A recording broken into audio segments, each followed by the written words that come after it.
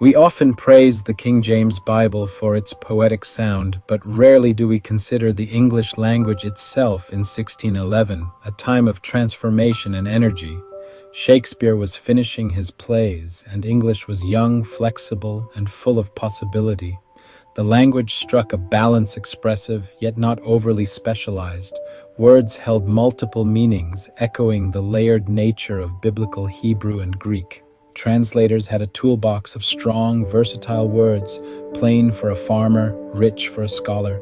This wasn't accidental. Centuries of development led to a language ripe for translating sacred texts. English in 1611 was like a young tree, strong, rooted, but flexible. This flexibility let translators capture ideas and emotions, not just swap words. The result? A translation that could paint with a broad brush, conveying depth without narrowing meaning. Today, our language is more precise, but it's lost some of that poetic breadth.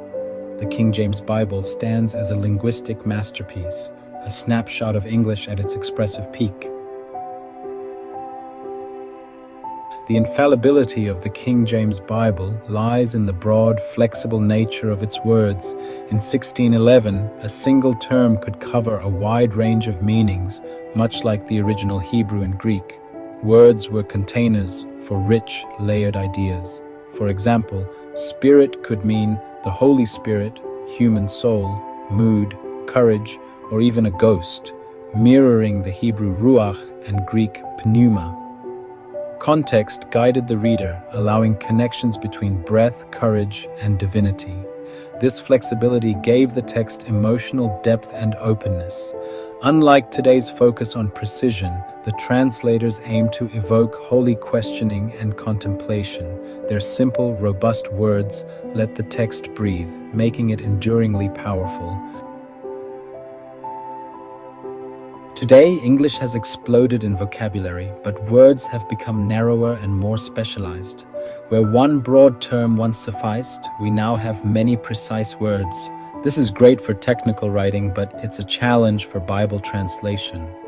Modern words are like keys for a single lock. Translators must pick one meaning and lose the rest.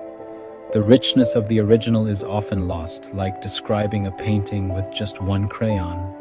The biblical authors used everyday words, expecting readers to grasp nuance from context. Modern translators, forced to explain with more words or footnotes, end up with translations that are clear but less resonant. The loss isn't their fault, it's a result of our language's evolution.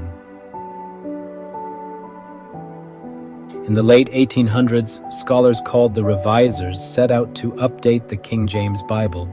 With better manuscripts and a scientific mindset, they aimed for precision, assigning one English word to each Greek or Hebrew term. This created consistency, but also a mechanical feel. The King James translators, by contrast, chose words based on context and feeling, not rigid rules. The Revisers' approach made the text more accurate but less alive. Their English Revised Version was praised for scholarship, but many found it flat and lifeless. In seeking exactness, they squeezed out the poetry and warmth that made the original so powerful. The Revisers' focus on literal accuracy often sacrificed the text's emotional power. The King James translators were masters of prose, blending rhythm and feeling. Their broad words, like flesh, carried layers of meaning: body, nature, kinship, sin. Modern translations break this thread, using specific terms that fragment the network of meaning. The King James Bible speaks with authority and passion. Newer versions can feel clinical, explaining rather than proclaiming. For example, "God forbid" becomes the weaker "let it not be." Modern translations are useful for study, but the trade-off is a loss of poetic resonance. The King James Bible held logic and emotion together, a balance that's harder to achieve in today's specialized English. Consider the word meat in 1611. It meant any food, not just animal flesh. Modern translators aiming for clarity might use food, but if they get too specific, they lose the original breadth. The Hebrew hesed is another example.